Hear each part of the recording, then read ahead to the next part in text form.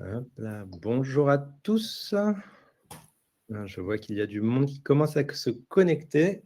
On a un petit peu d'avance, une petite minute d'avance. On va attendre que les gens se connectent avant de commencer et de vous présenter ce webinaire et nos intervenants. Je me mets en mute en attendant et je reviens d'ici une petite minute.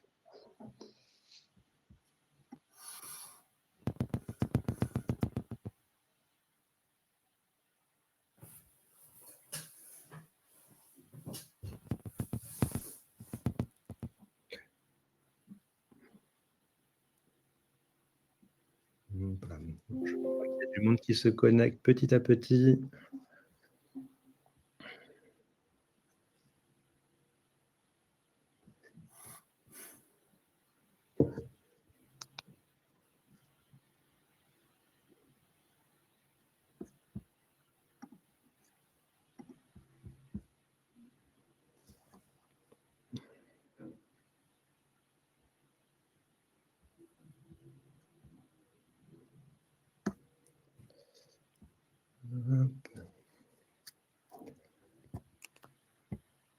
Alors, on commence à avoir du monde. Bonjour Marc, bonjour Jérôme, bonjour Grégory, bonjour Ayoub, bonjour Brandon, bonjour Edouard. Je vais pas faire toute la liste, mais bonjour à tous en tout cas. Bienvenue sur ce webinaire. J'espère que vous nous voyez bien, vous nous entendez bien. On va commencer d'ici, on va dire, allez, encore 30 secondes pour laisser les retardataires nous rejoindre. Pascal, Yasser, Mehdi, vous confirmez que vous nous entendez bien, vous nous recevez bien? Yes. Très bien, super. 5 sur 5. Parfait. Quand un rebours peut commencer. Bonjour Adrien, bonjour Otman, bonjour Driss. Merci à tous de nous rejoindre. Et je vous propose qu'on commence, 10h31, on va passer à 32 et on va pouvoir commencer. Bonjour Anas. Qui est-ce que j'ai raté encore? Il y a encore du monde. Mais on va pouvoir commencer. Du coup, bonjour à tous. Je me présente très rapidement pour ceux qui ne me connaissent pas. Pierre Bonnefoy, donc responsable marketing chez GoNDev. Et j'ai le plaisir aujourd'hui de vous présenter ce webinaire. Deuxième webinaire d'une série que l'on a entamée en début d'année, depuis la rentrée, en septembre, autour de l'IA et du concept de copilote qu'on développe chez GoNDev. Je laisserai Pascal présenter ça. Aujourd'hui, on va se concentrer sur le paramétrage. On a commencé en avril, Pierre, en fait. En avril, pardon, autant pour moi. Ouais. Donc aujourd'hui, on va se concentrer sur le paramétrage assisté par IA et comment, du coup, un copilote peut transformer vos déploiements. Petit rappel de quelques indications, hein, ce webinaire devrait durer 40-45 minutes, questions inclus. On a coupé vos micros pour garantir vraiment une bonne qualité de l'audio. Vous avez l'onglet questions en bas à droite de votre écran qui vous permettra de réagir et de poser toutes les questions que vous souhaitez. On essaiera de les prendre soit au fil de l'eau, soit après chaque partie ou en toute fin d'exercice, selon la rapidité du déroulement du webinaire. Et si jamais vous devez quitter le webinaire en cours, ne vous inquiétez pas, il est enregistré, vous recevrez le lien du replay suite à cela. Petite présentation des intervenants. Donc, aujourd'hui, nous avons le plaisir d'avoir Pascal Rélier, donc CEO et fondateur de GoNDev. Bonjour Pascal. Bonjour à tous. Également à ses côtés, Mehdi El Jawari, donc le CTO de GoNDev. Bonjour Mehdi. Bonjour. Et enfin, Yasser Gebari, donc, qui est le responsable du pôle IA, expert en IA, qui pourra nous partager toute sa connaissance. Bonjour Yasser. Bonjour. Ce webinaire va se dérouler en 3 grandes parties. On va rapidement présenter GoNDev pour ceux qui ne nous connaissent pas encore. Puis on rentrera dans le cœur du sujet avec le constat que le paramétrage qui peut être un goulet d'étranglement chez les éditeurs. Comment est-ce que chez GoNDev, on arrive à apporter de l'innovation avec cette émergence du paramétrage assisté par IA? Et enfin, on s'attardera sur les apprentissages que l'on a pu apprendre suite aux différents cas d'usage qu'on a fait avec certains clients. D'ailleurs, bien sûr, dans la troisième partie, on aura le droit à une démo de la part de Mehdi d'un de ces projets menés. Et on terminera bien sûr par le Q&A, comme je l'ai dit, si vous avez des questions encore suite à ça. Maintenant, je vais laisser la parole à Pascal pour nous parler un petit peu de GoNDev. À toi, Pascal. OK.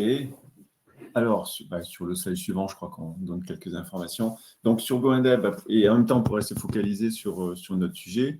GoNDev, avec son siège à Paris et son delivery center à Rabat, intègre une centaine d'ingénieurs.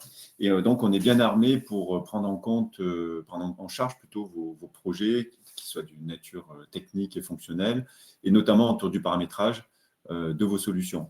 Alors, nos clients sont essentiellement des éditeurs de logiciels issus du top 250 qui a été rédigé par Numéum il n'y a pas très longtemps, mais aussi avec des clients, des utilisateurs dans le domaine des télécoms, dans le domaine de la banque ou autre, dans les secteurs principalement de la finance, de l'assurance, de la santé et de l'industrie.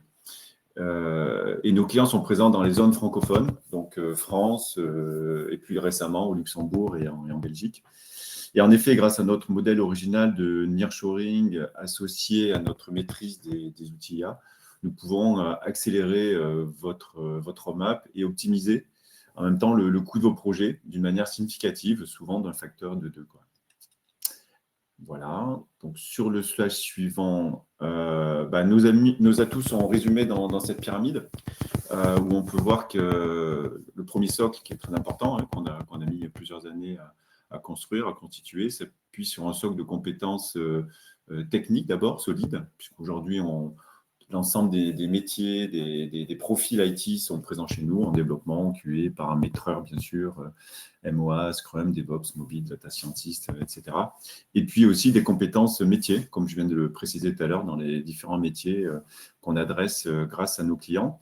La deuxième couche qu'on a construite aussi avec nos clients et qui est le fruit de notre travail de capitalisation interne concerne les offres de services packagés qu'on déploie chez nos clients autour de la réduction des dettes techniques, qui ont déjà fait l'objet d'ailleurs d'un webinaire fin septembre, et on va sûrement revenir sur ce sujet en début d'année prochaine.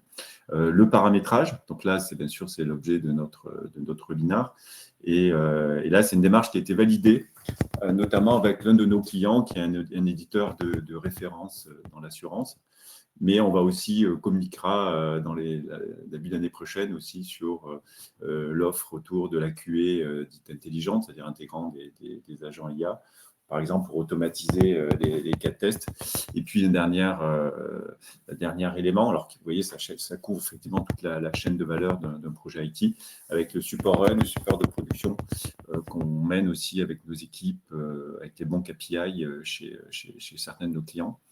Voilà, et j'allais dire en top of that, ouais, on a rajouté nos copilotes, mais qui prennent bien racine dans nos compétences et dans ces offres de services packagés, avec nos copilotes qui intègrent des agents IA. Là, toujours dans cette même démarche d'optimiser la productivité, d'optimiser la qualité de nos prestations destinées à nos clients. Voilà, donc là, on peut passer au... Merci Oui. Pascal. Juste une petite remarque, il y a un petit léger problème avec ton micro. À chaque fois que tu te déplaces, tu te mets en avant ou en arrière, ça doit faire balancer la table sur laquelle tu es. Il y a un petit problème. Donc, si tu... D'accord, alors je vais essayer d'être statique. Exactement. Merci en tout cas pour cette première présentation. Je vous propose à tous un tout premier sondage très rapidement pour un peu savoir où vous en êtes de l'utilisation de l'IA un petit peu dans votre quotidien. Je vais vous l'envoyer tout de suite. Hop là. Voilà. Vous devez le voir affiché dans l'onglet sondage en bas à droite, normalement.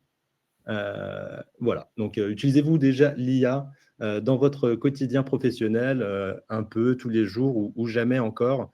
Donc, on essaie un petit peu de voir le niveau de maturité du marché au niveau de l'IA. En attendant que vous répondiez à ce sondage, Pascal, on va passer à la deuxième partie. Donc, Ok, je vais prendre de la distance par rapport à mon micro. Alors, vas-y Pierre, s'il te plaît, on va rentrer dans le sujet. Oui, alors là, je trouve que c'est intéressant de commencer par ce titre qui était volontairement provocateur, qui a été c'est paru dans Investir et dans les Échos le 8 novembre, où il titrait s'il y a remplacé les éditeurs traditionnels. Alors effectivement, on voit émerger, et on était il y a 2 semaines avec Mehdi et Yasser d'ailleurs à Adoptia, un gros salon qui avait lieu au Palais, au Grand Palais à Paris. Et donc, on a rencontré beaucoup d'éditeurs dits IA first, c'est-à-dire des éditeurs qui sont nativement IA et qui viennent effectivement, ils viennent concurrencer, en tout cas, ils viennent s'intégrer dans la chaîne de valeur. Mais en même temps, c'est intéressant de voir que le journal, dans ce même article, tempérait ce titre provocateur en annonçant que les éditeurs dits verticalisés, c'est-à-dire avec un savoir-faire métier et qui sont en même temps leaders dans leur domaine, ont une voie royale grâce à l'IA. Et alors ça, pourquoi ? Parce que ça s'explique assez facilement, c'est-à-dire la maîtrise fonctionnelle du métier de vos clients, concrétisée dans un paramétrage pointu, est votre meilleur avantage concurrentiel face à ces nouveaux acteurs. Et cela à condition de continuer à capitaliser sur votre savoir-faire fonctionnel avec le bon équilibre entre un produit standardisable et la personnalisation attendue par vos clients. Et nous allons vous montrer en fait que l'utilisation de notre copilote paramétrage peut répondre à ce double enjeu, que ce soit dans le domaine économique, fonctionnel, technique ou client. On peut enchaîner, Pierre, si tu veux bien, sur le slide suivant. Et juste petite introduction avant de passer la parole à Yasser. C'est d'après les chiffres recueillis et les témoignages de nos clients. Et d'ailleurs, certains sont présents dans cette salle. Je les remercie de leur participation et puis de leur contribution également. Entre 30 et 40% de la charge d'intégration d'un logiciel métier est absorbée par la partie paramétrage. Et voilà. Et donc, à l'ère de l'accélération des cycles projets, de l'optimisation des coûts et de l'émergence, comme on vient de le voir, des nouvelles solutions dites AI First, il y a effectivement, on a identifié un vrai enjeu stratégique d'optimiser cette phase critique, notamment en exploitant l'IA. Voilà, Serge, je laisse. Merci Pascal. Alors, pour donner un peu quelques chiffres, c'est vrai que le paramétrage peut représenter une énorme charge et parfois avec assez peu de valeur ajoutée et pour le client et pour l'éditeur, parce que l'objectif, c'est quand même de pouvoir mettre en production le plus rapidement possible. Donc, quand on voit des logiciels pour lesquels on a besoin de 2 ans de paramétrage avant de pouvoir se mettre en production, donc on l'a très souvent rencontré dans la santé, le logiciel utilisé notamment par les hôpitaux, on l'a rencontré dans l'assurance, dans la finance également. Et donc, ce sont des logiciels qui sont tellement riches fonctionnellement que on ne peut pas passer outre cette phase de paramétrage. Et jusqu'à, j'allais dire hier, la phase de paramétrage se faisait complètement manuellement, avec les clients qui spécifiaient les cahiers des charges et puis des équipes dédiées au paramétrage qui sont formées qui vont les exécuter pour rendre le logiciel utilisable. Donc, on parle d'énormes, 2 ans, c'est beaucoup, 3 ans des fois, enfin plus. Et donc, l'idée, c'est de venir attaquer ce facteur. Alors aujourd'hui, c'est vu comme une inefficacité économique, et avant, c'était juste une nécessité. Un autre enjeu, c'est que le paramétrage, c'est énormément de communication entre différents métiers, et donc ça induit une certaine complexité dans le projet. Là où on s'est dit vraiment l'IA, c'est le meilleur moyen de venir fluidifier ces échanges et rendre le projet beaucoup plus rapide. un autre enjeu qu'on a vu dans le monde du paramétrage, alors je pense que ça, je dirais, c'est le top 1 des enjeux, c'est un enjeu de compétitivité. Les décisions d'achat aujourd'hui sur le logiciel, ce n'est pas uniquement le prix de la licence, c'est aussi le time to value. Si j'achète un très très bon logiciel mais que j'ai besoin de 3 ans pour le mettre en production, je perds très rapidement l'intérêt. Et donc, l'enjeu d'utiliser l'IA ici, c'est essentiellement et également de venir compresser, on va dire, ce temps entre l'installation et la mise en production. Je passe la main à Mehdi qui va d'abord présenter un peu les différentes étapes du paramétrage et puis Avant, aller un peu plus dans le ouais, détail. merci Yasser. Avant ça, j'ai une petite question qui vient de popper dans le chat. D'ailleurs, n'oubliez pas, sur l'onglet en bas à droite, questions, vous pouvez poser vos questions tout au long du webinaire. Du coup, la question, Yasser, laquelle peut-être tu pourras répondre, ou Pascal, c'est est-ce que vous pouvez donner un petit peu plus de détails sur les enjeux financiers? Oui. Alors, pour donner une idée, vraiment des ordres de grandeur, et en particulier en s'appuyant sur le projet qu'on va vous présenter et qu'on a eu la chance de pouvoir réaliser récemment, le paramétrage sur ce logiciel-là, on parlait de 2000 jours hommes à peu près, étalés sur 2 ans. Pardon ? Pour un projet de 5000, ouais, pour un projet de 5000 jours hommes, grosso modo, ça représentait 40% le paramétrage. Donc, c'était substantiel. Ouais. Exactement. C'était d'ailleurs la plus grosse partie d'un projet d'intégration. Et donc, on parle d'enjeux à peu près à 2 millions d'euros, si on met des euros en face. Et l'objectif, c'est d'aller chercher à minima 50% de ce chiffre-là. Donc, c'est un enjeu à 800 000 euros à 1 million d'euros. Ok, très bien. Merci pour cette réponse. Et j'en profite également pour, avant de te passer la main, il y a Mehdi, pour faire le point sur le sondage. Donc là, à peu près, vous êtes 67% à déclarer que vous utilisez tous les jours l'IA dans votre quotidien professionnel, et 26% un peu, et 5% uniquement jamais. Donc on voit effectivement déjà une certaine maturité dans l'utilisation de l'IA dans votre quotidien. Et du coup, je vais poursuivre les sondages pour savoir un petit peu plus sur l'utilisation de l'IA au niveau du paramétrage. Est-ce que vous en servez, oui ou non? Je vous laisse voter pendant que Mehdi va nous parler justement de ce sujet un peu plus en détail. À toi, Mehdi. Merci Pierre et merci Yasser aussi sur l'introduction de ce sujet-là principalement. Et donc bonjour à tous, après avoir entendu Pascal et Yasser sur la nature du défi. Donc c'est que le paramétrage est un véritable goulet étranglement. Donc pourquoi? Pour la simple raison, ce sont ces étapes-là qui sont manuelles, lourds comme parcours, fastidieux. Et du coup, le paramétreur va réceptionner une user story, une US, dans laquelle il doit analyser la demande, comprendre les besoins métiers. Ensuite, en tenant compte, par exemple, qu'on va faire un paramétrage d'un parcours de souscription automobile, par exemple, qui souvent il est composé de plusieurs steps ou plusieurs étapes dans le formulaire. Et du coup, donc, le paramétreur va créer cette étape-là de 1.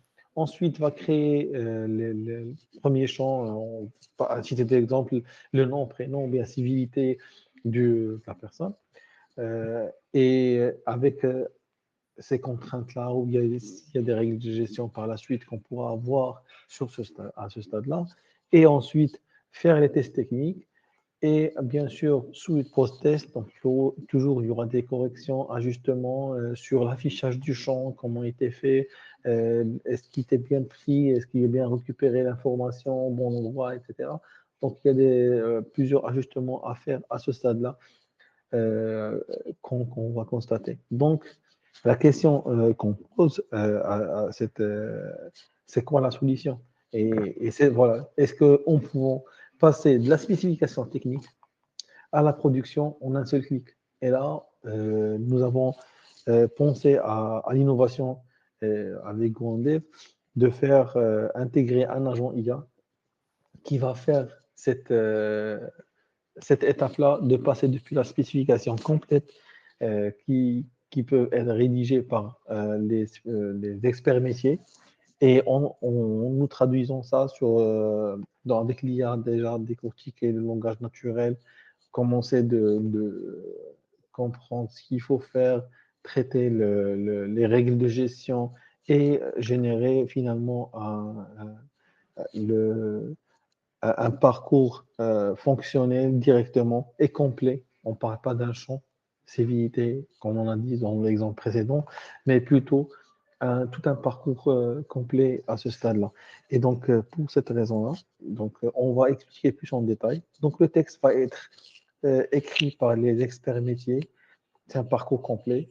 Ensuite, l'IA va transformer le texte pour identifier les règles de gestion à prendre en compte, les étapes à créer, enfin, ce sont plusieurs étapes à créer, les champs, et donc l'affichage des champs, etc.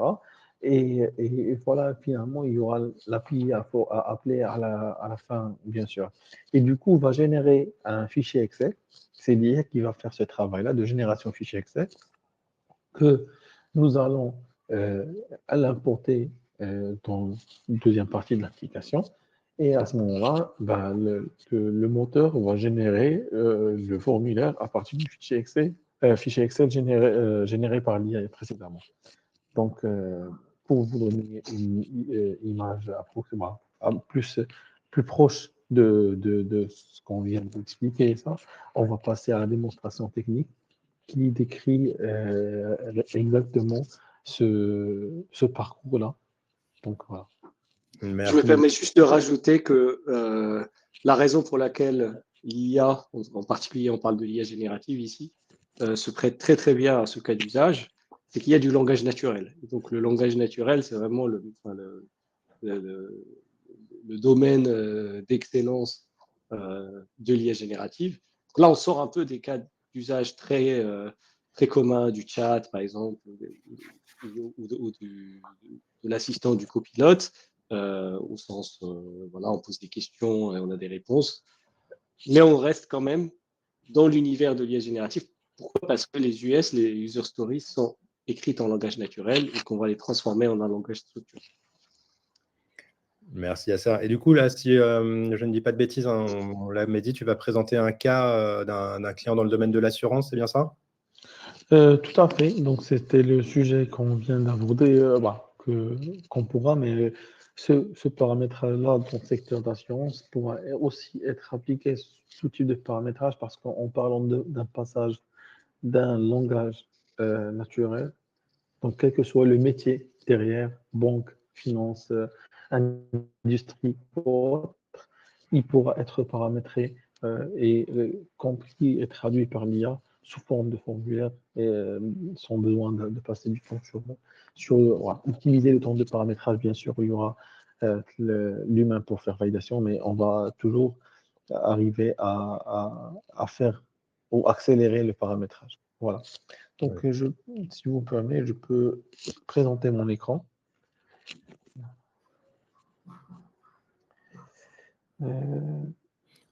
En attendant, je me permets, hein, donc résultat du sondage sur l'utilisation de l'IA dans le paramétrage. Vous êtes assez nombreux hein, déjà à vous servir de l'IA. Alors, de quelle manière, ça vous pourrez peut-être nous en dire un peu plus après. Mais vous êtes un peu plus de 80% à vous en servir pour accélérer le paramétrage. Et tiens, ça baisse, les gens sont en train de répondre. Donc là, on est plutôt aux alentours des... ça continue de baisser. Tout le monde n'avait pas répondu. Donc là, on est plutôt sur, on va dire, un quart qui ne se sert pas de l'IA du tout pour le paramétrage et trois quarts qui s'en servent un peu ou beaucoup. Est-ce que vous arrivez à voir mon écran? Et on voit très bien ton écran, Mehdi. Alors, c'est 75% qui ne se servent pas du l'IA pour le paramétrage. Je ne sais pas si c'est bien ce que tu as dit ou... C'est pas du tout effectivement ce que j'ai dit. Merci pour la correction, Yasser. Ok, bon, ok. C'est bien ce qui me semblait, c'est le contraire. Je me dis qu'on est pertinent du coup. Écoute, c'est en train de baisser. Je pense qu'on va retrouver les chiffres de Pierre bientôt.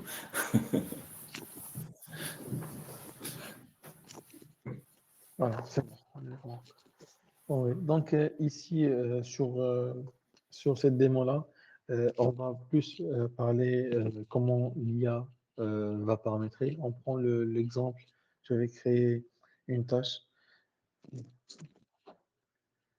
Je crée une tâche, voilà, parcours, on a parlé de parcours auto, et on pourra voir plus, peu importe le métier principal derrière. Donc, je prends mon texte écrit par l'expert que j'ai préparé. Dedans, je veux créer un formulaire Parler un peu plus multi-étapes. fort, Mehdi. Tu peux parler un peu plus fort. OK. Voilà.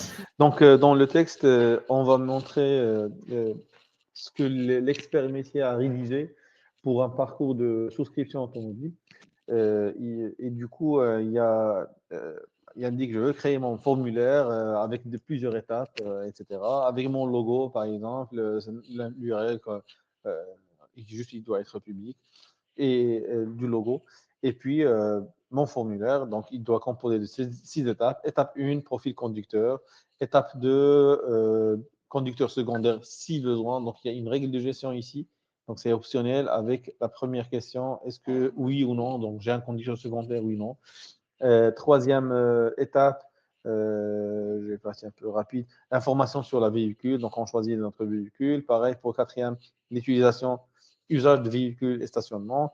Et cinquième, sur la partie sinistre. Et finalement, on termine avec les coordonnées de l'assuré. Bien sûr, sur un parcours comme celui-là, il y aura trois étapes. C'est les options garanties, la partie CEPA sur les documents nécessaires et puis la partie paiement. Donc, euh, nous, juste pour la démo, on s'est arrêté à 6 étapes principales pour ne pas que ce soit aussi lourd. Donc, je cliquer sur créer la tâche. Et donc, maintenant, c'est notre IA va interpréter tout ce qu'on a mis ici. Il va commencer on va traiter la tâche à l'instant. Une fois la tâche est bien comprise, décortiquée, donc il commence par le passing de la description pour comprendre les règles de gestion, d'une part, les champs à créer, les étapes à créer, le logo à afficher, ainsi de suite. Et tout cela va être passé étudié, traité par l'IA et donné comme résultat un fichier Excel qu'on va par la suite effectivement charger sur la deuxième étape de notre démo. Et du coup, donc, cela va nous donner une idée, on parle d'un parcours complet et ce que l'IA pourra faire à ce stade-là. Donc voilà, on vient de recevoir l'Excel généré par l'IA. Je vais le télécharger. C'est bon, il est là. Et du coup, je serai ici. Comme ça, on va. Voilà. Je passerai à la deuxième partie, c'est de charger mon fichier Excel que je viens de recevoir. Voilà, celui-là. Une fois que je le charge mon fichier Excel, on commence de voir l'interface. Ça veut dire que, effectivement, sur notre texte, on a bien précisé qu'il y aura profil conducteur, conducteur secondaire, les informations pour les différentes étapes existantes. Donc, au total, il y a 6 étapes, 8 sections, donc dedans, on revient sur ça plus tard, et 65 champs créés.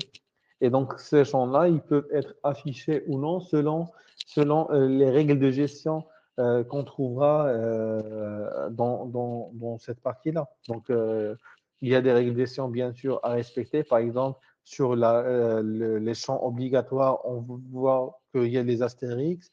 Et si je clique sur étape, donc j'aurai besoin d'une validation qui est aussi prise en compte par l'IA suite à la saisie de l'expert métier. Donc, je vais faire quand même renseigner juste pour passer à la deuxième étape et puis On ne va pas aller jusqu'aux les 6 étapes, mais au moins on allait sur la deuxième étape. Enfin, la naissance peut être euh, cohérente. Donc ici, c'est pas obligatoire, c'est pas obligatoire. En gros, je prends la situation, profession, juste dépendant. La date d'obtention permis, c'est obligatoire. 2020, voilà, France, de permis B. Et puis maintenant, il pourra me donner la possibilité de passer. Et là, on va constater que sur l'étape secondaire, il y a une règle de gestion que est-ce que déjà existe vous avez un conducteur secondaire? Et si je réponds oui, à ce moment-là, il m'affichera les formulaires. Sinon, bah, il n'y aura plus, je peux passer à la troisième étape. Et donc, ce type d'information qui indique que même l'IA il a compris le langage d'expert métier, pris en compte dans son fichier Excel, et qui est aussi pris en compte dans le moteur de génération maintenant du formulaire.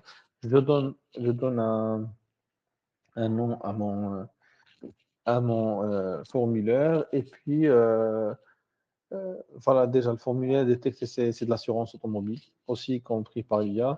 Donc, je donne des mots enregistrés, comme ça, je peux voir sur nouvelle onglet, voilà, un URL généré avec le logo que j'ai indiqué, et puis tous mes étapes avec les Donc ça, c'est la vue, juste pour expliquer, ça, c'est la vue côté assuré. voilà. Tout à fait. Donc, merci Essia pour la précision. Donc, c'est la vue côté assuré que les clients de ce assuré-là vont venir pour remplir remplir les formulaires pour obtenir un devis à la fin. Et puis, finalement, donc, ici, quand on clique sur le bouton final, c'est le formulaire, c'est plutôt le submit validation finale.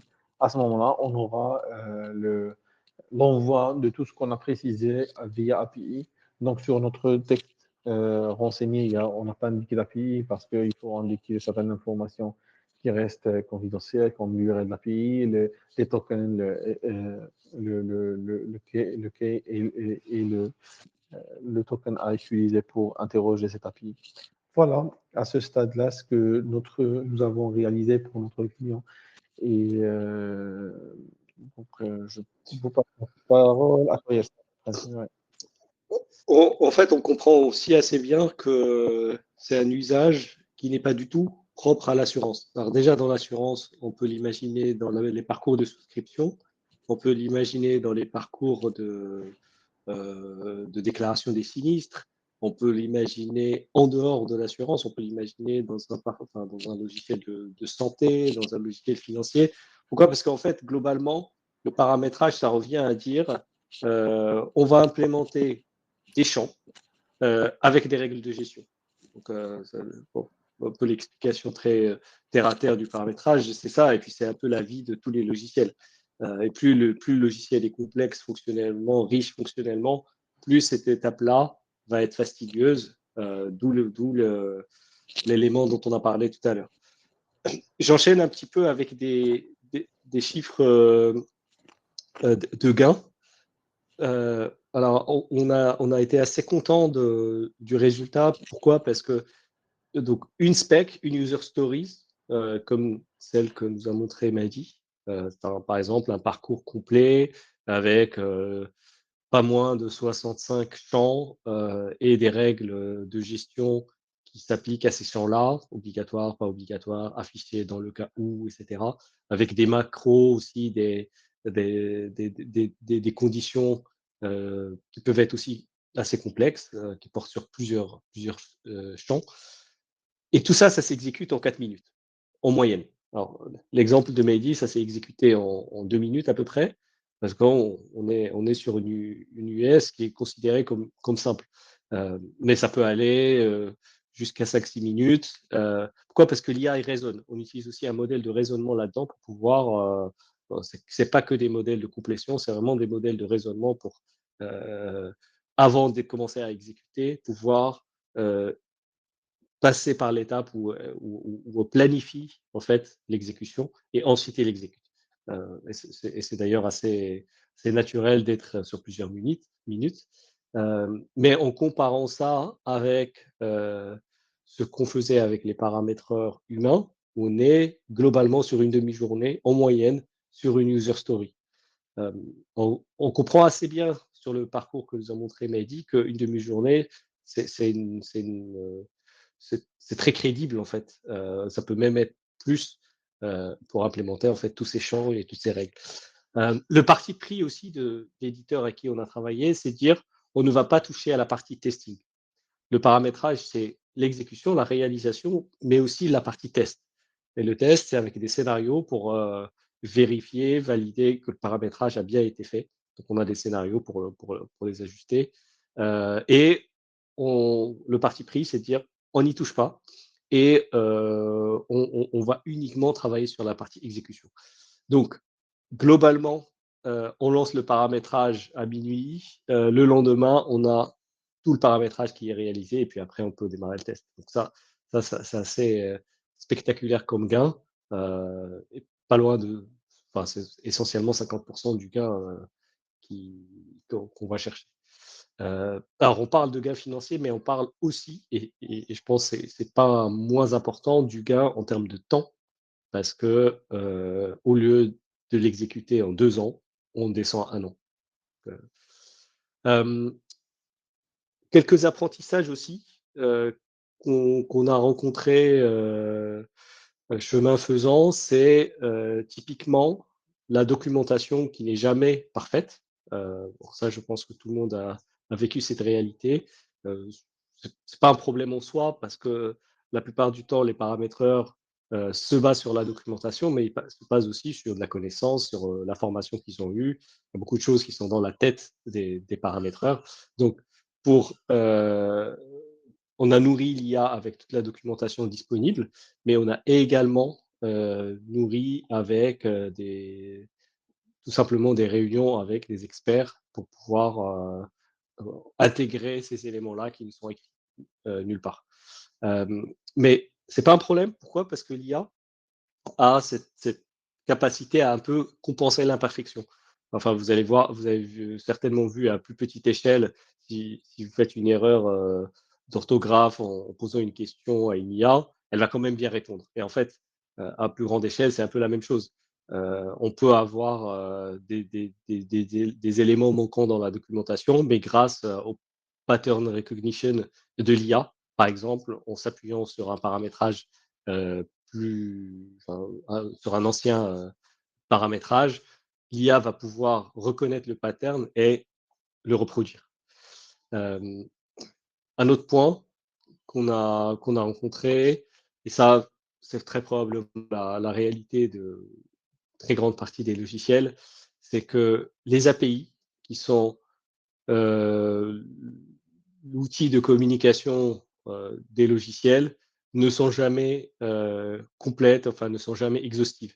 Et donc, dans un monde idéal, on aimerait bien que l'IA puisse interpréter le langage naturel et puisse générer un appel d'API avec S. Mais la vraie vie, c'est que les API ne font pas tout. Et donc, il y a beaucoup d'éléments qui se font dans l'interface graphique du logiciel.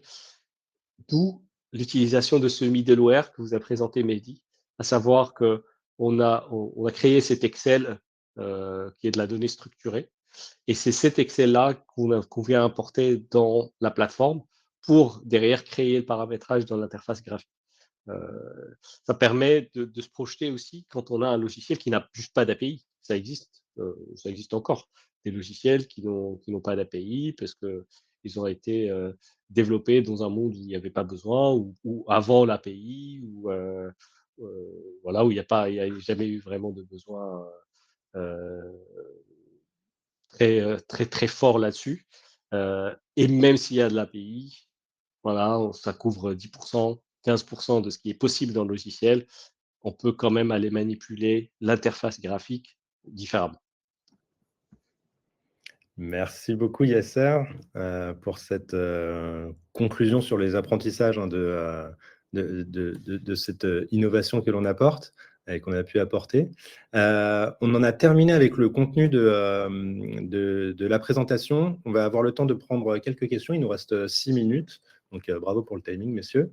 J'en ai d'ailleurs une là de questions. N'hésitez pas d'ailleurs à continuer de poser vos questions dans le chat ou dans l'onglet questions directement. Une première question qui me vient directement, c'est quel outil utilisez-vous pour cette démo, par exemple, ou en général, j'imagine en termes de LLM, probablement. Ouais, vas-y, Esther. Je peux commencer à répondre. Alors, alors, il y a des outils qui sont. Il y a les outils de RAG, il y a les outils il y a le LLM lui-même, il y a plusieurs choses. Sur les bases vectorielles, nous, on travaille avec un peu toutes les bases vectorielles qui sont disponibles. On a une grande préférence pour Weaviate, voilà, qui a été utilisé sur ce projet. Sur le LLM en lui-même, on laisse en général on fait des propositions au client, mais c'est le client qui va choisir. Et c'est le client qui va. Parce que derrière le LLM, il y a en fait toute une réflexion. Est-ce que on peut utiliser du OpenAI? Est-ce qu'on peut utiliser du Gemini? Est-ce que on est au contraire sur des sujets souverains, donc on va partir sur du Mistral. Là, en l'occurrence, c'était du Mistral. Pourquoi? Parce qu'on est sur des données européennes et puis le client a été très, on va dire, il voulait garder la main sur le choix du LLM et en particulier utiliser du Mistral.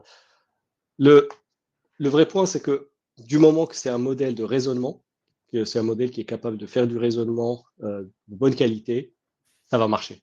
Voilà, on va changer un peu l'architecture en fonction de quel modèle on a, mais globalement, c'est un modèle qui fait du raisonnement de bonne qualité. C'est un bon modèle à utiliser pour le paramétrage. Justement, là, tu parles, Yasser, de Mistral et de la volonté de rester européen. Une autre question qui est venue, c'est qu'en est-il de la confidentialité des données? La confidentialité. Alors, petite remarque ici sur le projet de paramétrage. On parle pas de données assurées. Donc, ici, c'est vraiment on paramètre un parcours. On va pas paramétrer. On ne touche pas encore les données de l'assuré. Maintenant, la confidentialité des données, je pense que c'était aussi l'argument principal du client pour choisir Mistral. C'est une entreprise qui jouit d'un peu plus de confiance, on va dire, auprès des clients français que d'autres, en particulier sur le sujet RGPD. Merci. Je vois qu'il y a une autre question, alors en anglais, mais on peut peut-être la traduire, mais je vais la donner en anglais. Can we upgrade the AI to take all actions, delete, edit forms, etc. Oui, on ne parle même pas d'upgrade parce qu'en vrai, si dans le user story, on parle de suppression ou de modification des formulaires, elle le fait déjà. En fait. Elle est déjà capable de créer. Créer le formulaire parce que dans la user story, on parle de créer un formulaire. Et si dans l'user story, on parle de supprimer un formulaire ou modifier un formulaire, elle sera tout aussi capable de le faire. Il n'y a pas de difficulté technique particulière à implémenter les autres actions. Ok, merci. Je pense qu'on a le temps pour une dernière question. Alors, savez-vous comment vos clients vont répercuter ces gains de productivité? Donc là, je pense qu'on parle de ce client-là en particulier, mais j'imagine qu'on a pu faire ça avec d'autres clients. Est-ce que vous avez une réponse à apporter? Peut-être Pascal? Tu es sur mute, Pascal.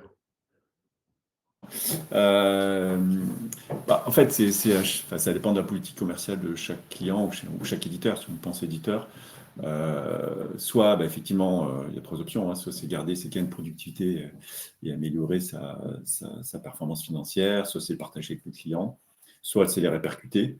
Et je sais, il y a certains clients qui m'ont parlé justement de cette 3e option, qui est pour pour eux, en fait, plutôt un levier pour aller élargir le marché potentiel qu'ils vont adresser. Parce que, du coup, effectivement, ils vont baisser de 20-30% le coût d'intégration de leur solution. Donc, ça peut être aussi une décision même stratégique, en fait. Hein. Donc, on voit bien que l'optimisation de paramétrage, ça a même un impact sur le marché cible que peut adresser ces éditeurs. Quoi. Voilà. Très bien, merci. Pascal. D'autres commentaires? Non, je ne vois pas d'autres questions pour le moment, mais de toute façon, on arrive à la fin du webinaire. Si vous avez d'autres questions, quoi qu'il arrive, n'hésitez pas à nous contacter. Je mets d'ailleurs, si vous n'avez pas encore nos différents moyens de contact, nos différentes adresses mail, que ce soit sur la boîte mail générique ou directement à Pascal. On sera ravis de vous y répondre. Pascal, je te laisse le mot de la fin. Oui, bien sûr, tu as déjà contribué à cette conclusion, mais voilà, d'abord, j'espère que ça a répondu à vos attentes et que les 75% qui n'utilisent pas l'IA pour optimiser leur paramétrage, qui n'y pensaient pas, j'espère qu'on vous a mis de bonnes idées dans la tête. Et bien sûr, on est à disposition pour organiser des présentations plus individuelles en se mettant dans votre contexte.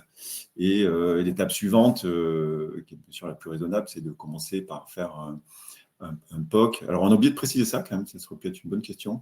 Combien de temps ça nous a pris? Ça a pris assez peu de temps, hein, je trouve, par rapport au résultat. C'était le travail d'un été avec YSR et des équipes techniques et nos ingénieurs IA.